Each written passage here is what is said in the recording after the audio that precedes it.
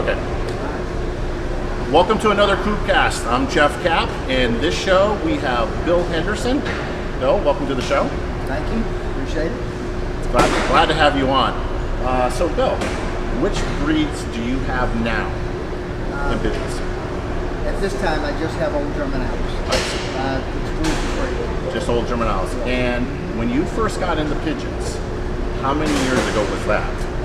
Well, I was 7 years old. I was given my first pair of pigeons by a man named Sam Shadid, who is in the old Deep Pigeon by Wendell Levi in Jacksonville, North Carolina.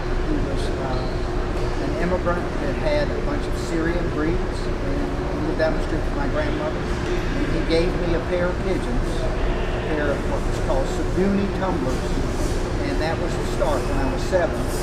I'm going to turn 73 next month, so I've had them ever since. Other than a couple of years when I was in college, I've literally had them my whole life. Wow. Yeah.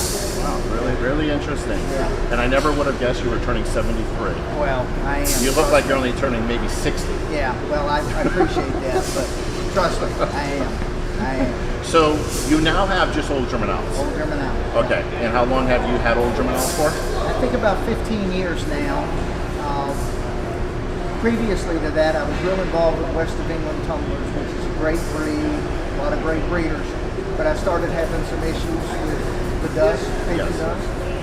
In fact, I'll put a mask on here in a little while.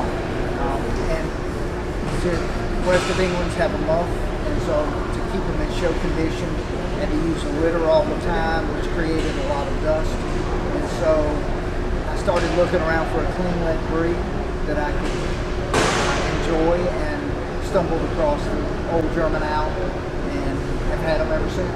They went from my second breed to my primary breed. Nice, very I nice. love them. Nice. So what colors do you have in the old German Owls?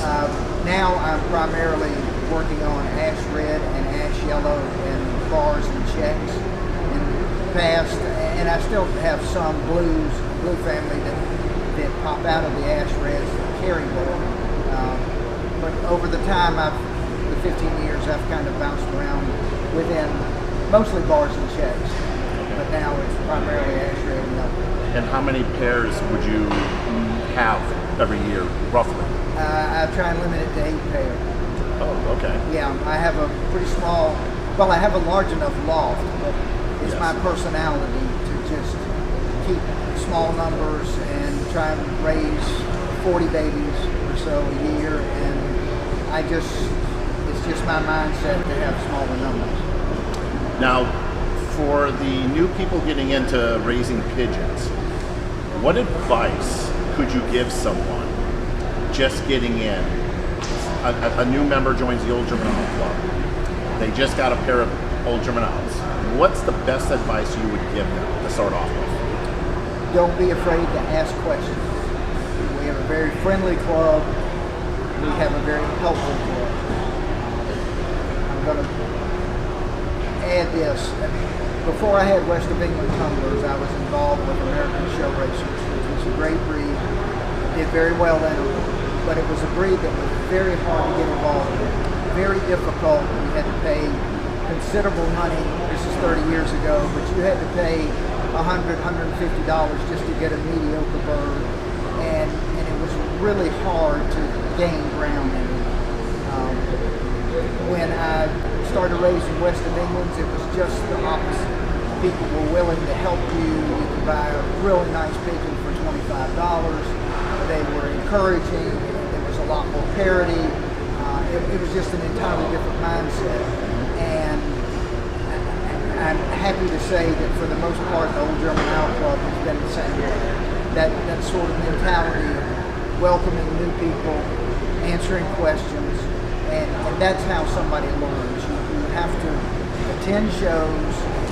It's great to look on the Facebook page and look at pictures and all that, but seeing birds in person and talking to breeders that have had them and done well with them, you can save yourself a lot of time by just asking. There's no such thing as a dumb question. True, that is true. Yeah. That is true. So, someone gets into the breed, they got their first pair, they attend a couple of shows. breeding season rolls around. It's now March, April time frame, depending on where they live in the United States. What advice could you give to someone that's ready to raise their first young? Yeah. I mean, for either health conditioning or just cleanliness of their loft. I mean, what advice would you give that person? I personally, now I live in the southeast. We have very high temperatures and very high humidity. So I have to be conscious of that. When somebody like yourself lives up in the northeast, you have an entirely different set of circumstances to deal with. One, I don't think you can give them enough room. I think we all tend to overcrowd, and I think that causes issues. A pair of pigeons needs a reasonable amount of space. In my mind, they need at least 8 square feet of loft space where they can do their thing and mate and not be disturbed.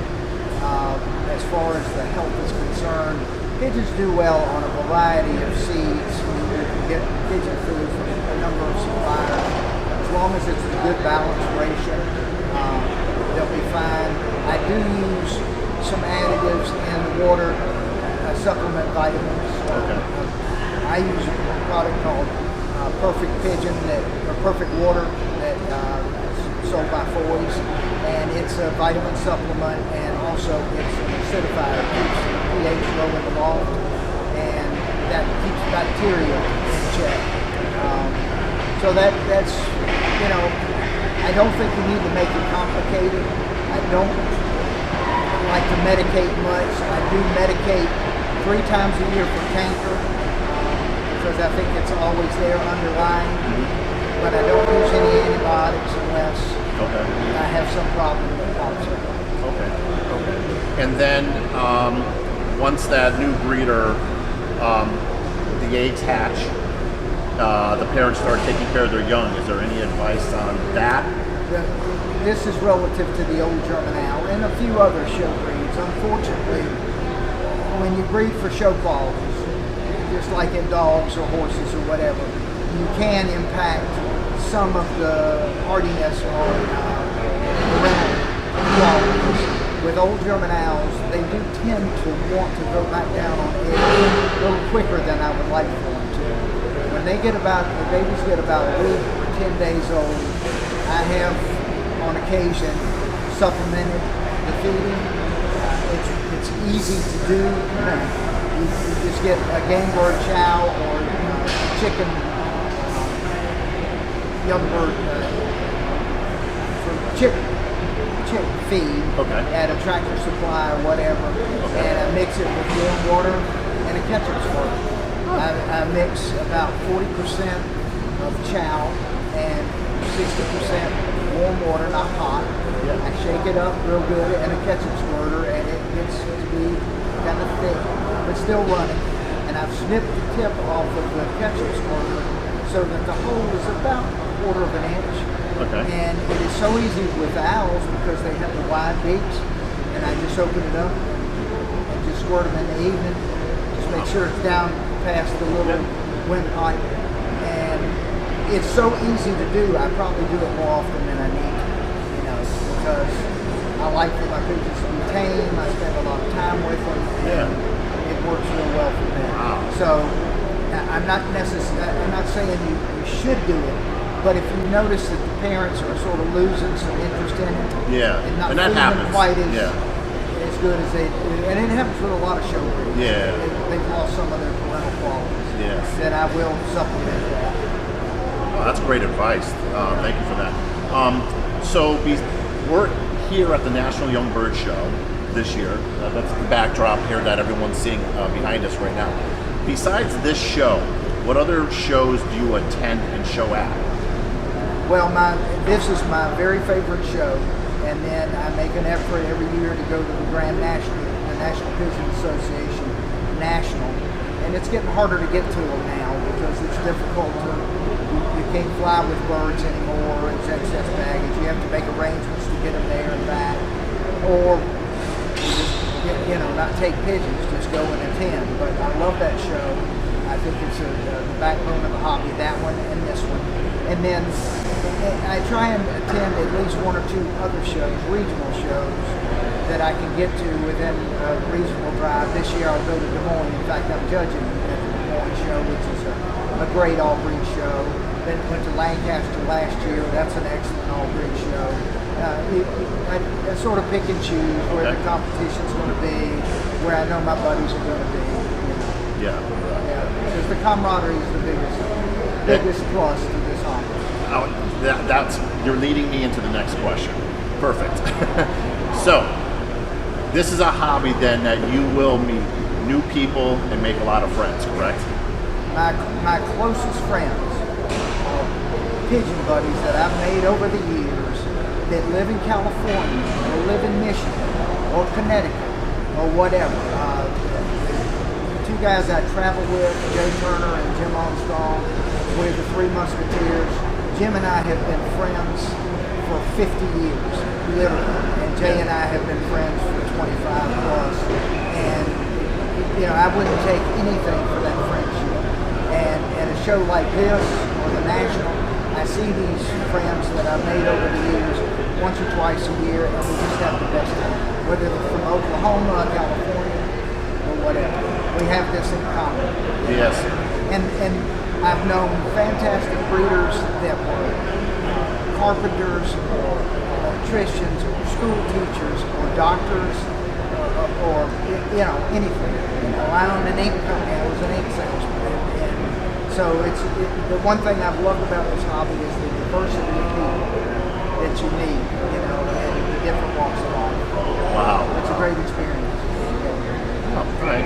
So, here at this show, what's the inside scoop? What bird will win this year's show in the Old German Owls? It's hard to say.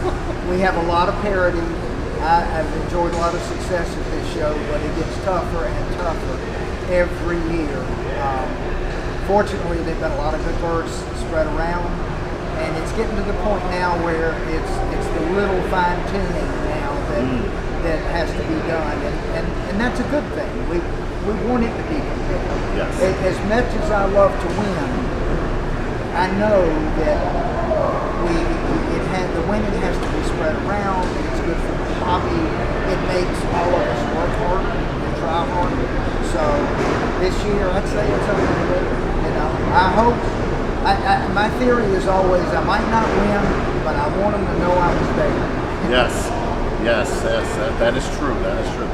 So, any closing comments you would have to give to anyone out there watching from maybe another country or getting started or? Well, obviously, the pigeon hobby has meant. I can't even put into words what it's meant to me personally. The friends that I've made over the years and the satisfaction I've had from breeding them and showing them. I've had some success. I've certainly had my share of losses, but it's a wonderful hobby. It's a great hobby for young people. It teaches them about the nature and how it works, and the ups and the downs and all that. But the friendships mean the most, and just the fun of getting together and having a good time. It's getting harder to raise pigeons now. We have neighborhoods that have restrictions on outside buildings or the type of pets you can have, and so we're faced with that challenge. But it's such a great hobby, and I can't put into words what it's meant to me. The Old German Hound, to me, at this point in time, is almost a perfect breed. They're beautiful to look at. They've got great personalities. They're good, decent to good parents, and we have a great club. We've got a lot of fun around. We like to kid and cut up, and it's something that anybody should consider to breed and the hobby. Well, thank you, Bill. Thank you. I've enjoyed it. Thank you. Always. And if you're interested, the Old German Owl website is www.ogoc.org. You can go to their website. You can join the club. You can also purchase membership there, the club bands that you would need, and all that from the website right there. So thank you all. I hope you guys enjoyed this segment of CoopCast, and we will have another one coming up soon. Thank you.